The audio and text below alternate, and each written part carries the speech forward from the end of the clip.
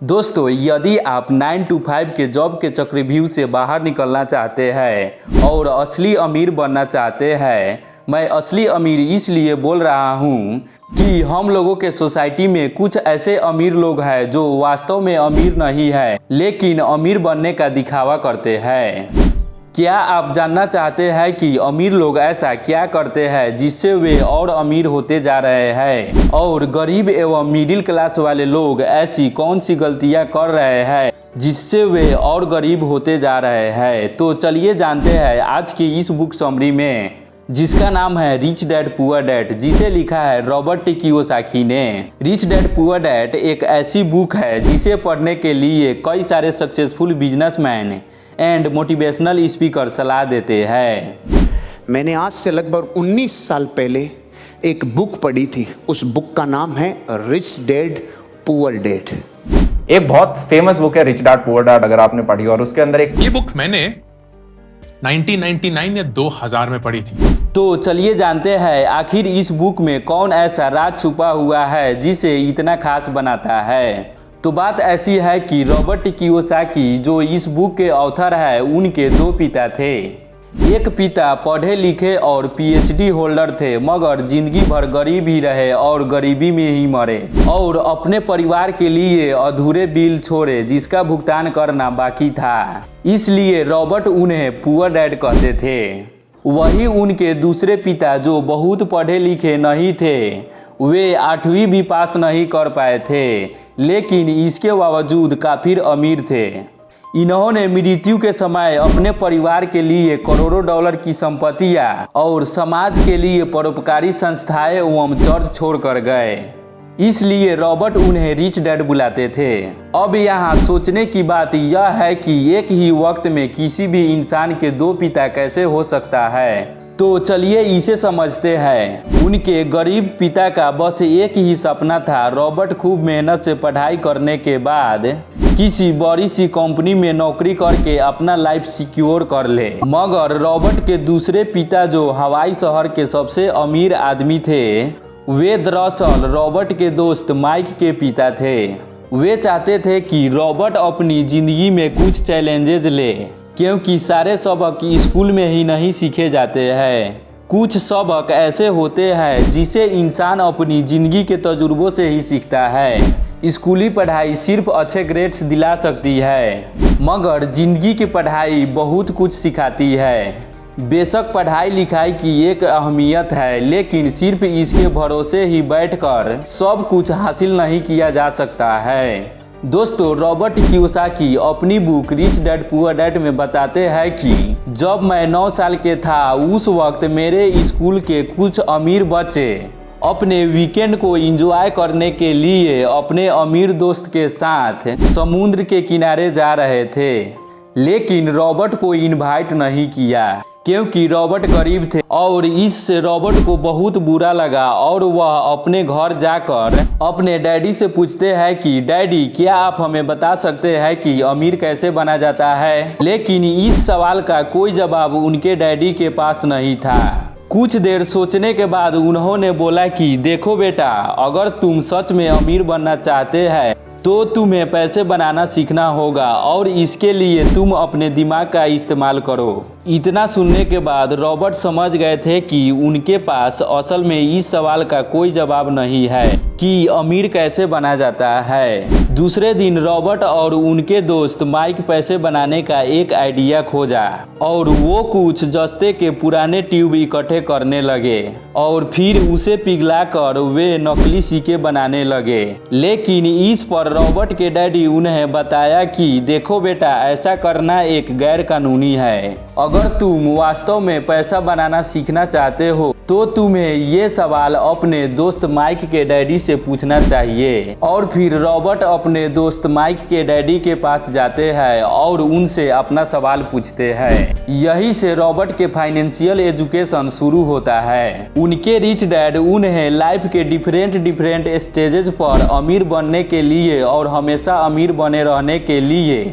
कुछ important lessons बताते हैं। दोस्तों, यदि आप इस बुक में बताए गए लेसन्स को फॉलो करते हैं तो आप भी बहुत जल्द फाइनेंशियली फ्री हो सकते हैं। तो चलिए जानते हैं लेसन नंबर फर्स्ट के बारे में, जो कहता है अमीर लोग पैसों के लिए काम नहीं करते हैं। इस लेसन में रॉबर्ट कियोसाकी बताते हैं कि जनरली लोग अमीर बनने के लिए बहुत ज्यादा मेहनत करते हैं। उनकी कोशिश ये रहती है कि एक अच्छी सी नौकरी मिल जाए जिससे हर महीने उन्हें अच्छी सैलरी मिलती रहे, और नौकरी मिलने के बाद वे पूरी डेडिकेशन और मेहनत के साथ जॉब पर जाते हैं और इसी के साथ फंस जाते हैं एक ऐसे ट्रैप में जहां से वे कभी निकल ही नहीं पाते हैं। और कई सारे लोग इस तरह से अमीर बनने के लालच में एक रैट रेस के हिस्सा बन जाते हैं। उन्हें पता होता है कि महीने के अंत में सैलरी आने वाली है, इसलिए वे लोन पर महंगी घर, महंगी गाड़ी, लेटेस्ट आईफोन ले लेते हैं और क्रेडिट कार्ड पर महंगी महंगी चीजें खरीद लेते हैं और फंस जाते हैं एक ऐसे ट्रैप में जहां से निकलना बहुत मुश्किल हो जाता है, क्योंकि आपने जो चीजें लोन पर ली है आपको उसका लोन भी पे करना है और उस लोन को पे करने के लिए आपको कई सालों तक नौकरी करनी पड़ेगी और आपके सैलरी से जो भी अमाउंट आएगा उसमें से मैक्सिमम अमाउंट लोन पे करने में चला जाएगा।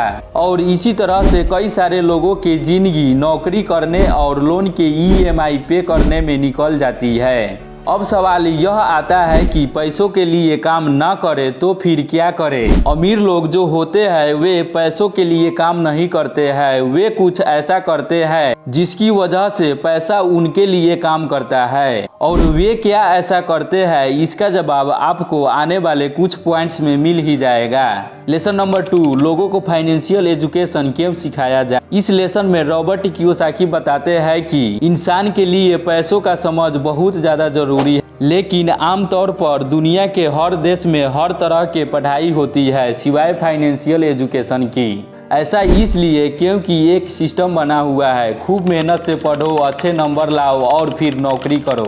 पर सच्चाई यह है कि किसी भी तरह के नौकरी आपको कभी भी अमीर नहीं बना सकती है। मान लीजिए कि कोई इंसान बहुत पढ़ लिख कर डॉक्टर, इंजीनियर तो बन जाता है, लेकिन वह भी 9 to 5 के जॉब के चक्रव्यूह में फंस कर रह जाता है, जैसे कि हमने फर्स्ट पॉइंट में बात की थी। और इसी 9 to 5 के जॉब के चक्रव्यूह से बाहर निकलने के लिए रिच डैड ने रॉबर्ट को एसेट्स एंड लायबिलिटीज के बारे में बताते हैं। एसेट्स उन सभी चीज़ों को कहते हैं जो आपके जेब में पैसे डालते हैं, और लायबिलिटीज उन सभी चीज़ों को कहते हैं जो आपके जेब से पैसे निकालती है। जैसे कि अगर आप अपने किसी घर को रेंट पर दिया है तो उसे हम एसेट्स कहते हैं, क्योंकि वो घर आपके जेब में पैसे डाल रही है। और वही दूसरे ओर अगर आप कोई न्यू कार लोन पर लेते हैं तो उसे हम लायबिलिटीज कहते हैं, क्योंकि ये कार आपके जेब से पैसे निकाल रही है। और फाइनेंशियली फ्री होने के लिए सबसे ज़्यादा ज़रूरी चीज़ है कि आप एसेट्स खरीदें और लायबिलिटीज़ को जितना हो सके कम करें। और ये सब बातें आपको किसी भी स्कूल, कॉलेज और यूनिवर्सिटी में नहीं सिखाई जाती है, क्योंकि वहाँ पर सिर्फ आपको अच्छी जॉब हासिल करने के बारे में सिखाया जाता है। ये कभी भी नहीं सिखाया जाता है कि अपने पैसे को ग्रो कैसे किया जाए। इसलिए लोगों को फाइनेंशियल एजुकेशन सीखना बहुत ज़्यादा ज़रूरी है। लेसन नंबर 3, अपने काम से काम रखो, यानी कि खुद के काम पर ध्यान केंद्रित करो। इस लेसन में रॉबर्ट कियोसाकी बताते हैं कि एक काम से जॉब करने वाला इंसान कोई भी ऐसा दूसरा काम कर सकता है जो उनके इनकम को बढ़ाए। इसके लिए जरूरी नहीं है कि इसकी शुरुआत बड़े लेवल से ही की जाए, क्योंकि हर किसी के पास इतना पैसा नहीं होता है। आप अपना नौकरी करते हुए भी अपना कोई मनपसंद काम कर सकते हैं। एग्जाम्पल के लिए अगर कोई इंसान स्कूल में टीचर है तो यह उनका प्रोफेशन है, न कि बिजनेस। उनका अपना काम वो होगा जो वे खुद शुरू करेंगे। एक बार मैकडॉनल्ड के फाउंडर रे क्रॉक MBA क्लास में स्पीच दे रहे थे। वहां पर मौजूद स्टूडेंट से पूछा कि क्या आपको पता है कि मैं क्या बिजनेस करता हूं? तो सभी स्टूडेंट का यही जवाब था, आप हैमबर्गर के बिजनेस में हैं। और यह जवाब सुनकर रे क्रॉक को हंसी आ गई और फिर उन्होंने कहा कि मैं हैमबर्गर के बिजनेस में नहीं हूँ, मेरा काम रियल एस्टेट का है। ऐसा इसलिए क्योंकि जब भी कोई मैकडॉनल्ड की फ्रेंचाइजी लेना चाहता है तो फिर उसे उस जमीन की खरीदारी करना पड़ता है। तो हुआ ना रियल एस्टेट का बिजनेस। और आप खुद देख लो, आज वर्ल्ड में मैकडॉनल्ड्स रियल एस्टेट का सबसे बड़ा अंपायर बन के खड़ा है। तो रिच डैड रॉबर्ट कियोसाकी को सिखाते हैं कि कैसे आज ज्यादातर लोग बाकी सबके लिए काम तो करते हैं लेकिन खुद के लिए काम नहीं करते हैं।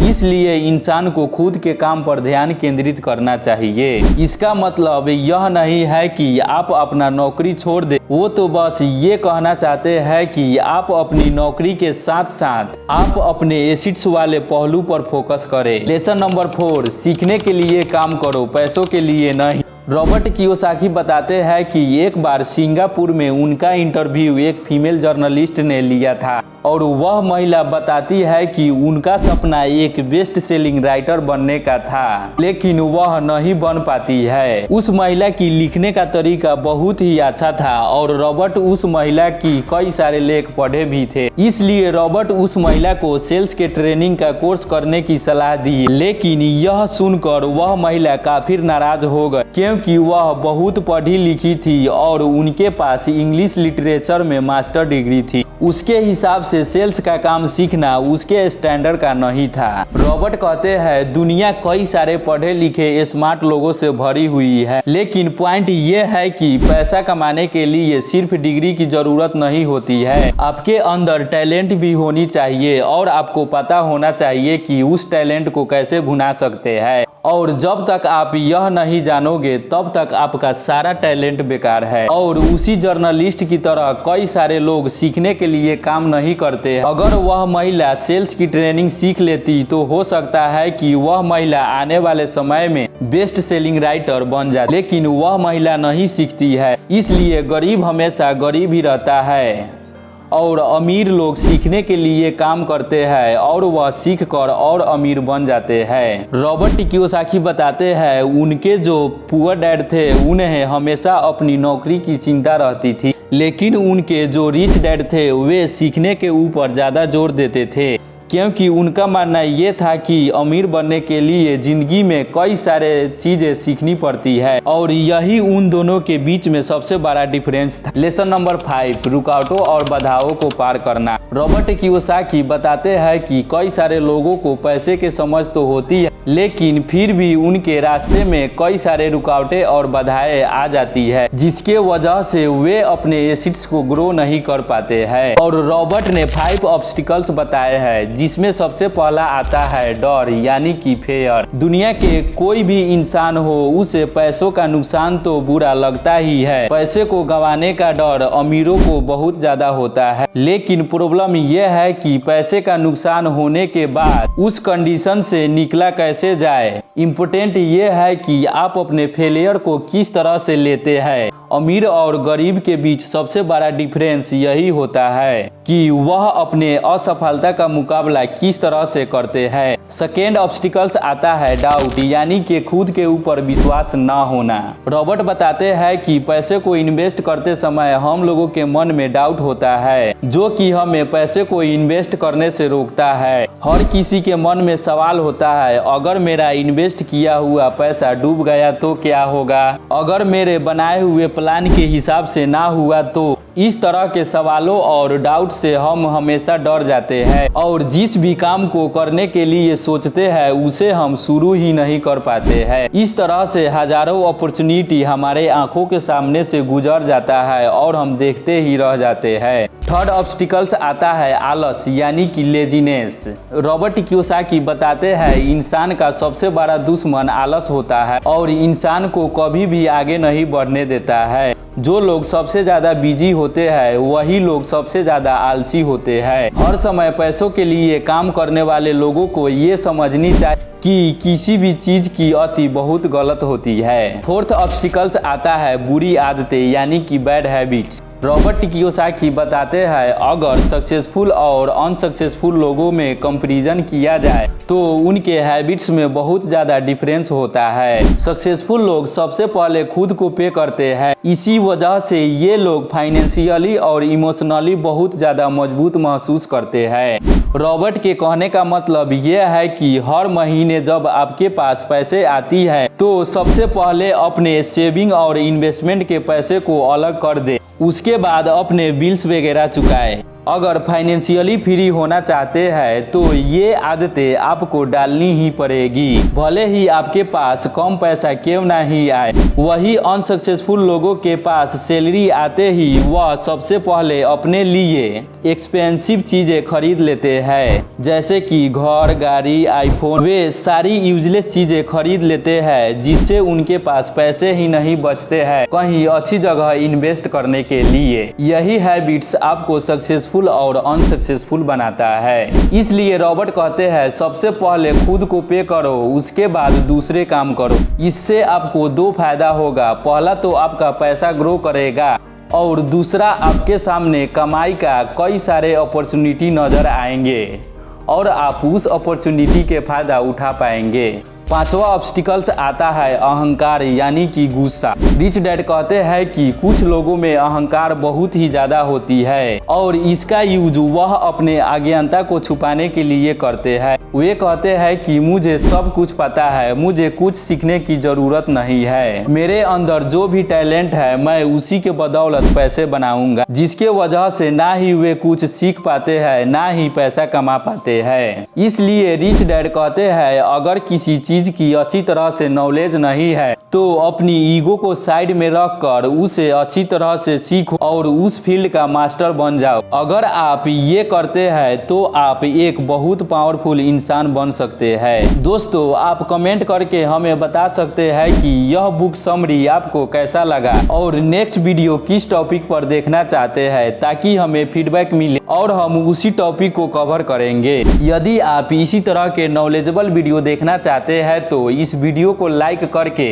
चैनल को सब्सक्राइब कर ले और बेल आइकन को भी दबा दे, ताकि आने वाले न्यू वीडियो का अपडेट सबसे पहले आपको मिल सके।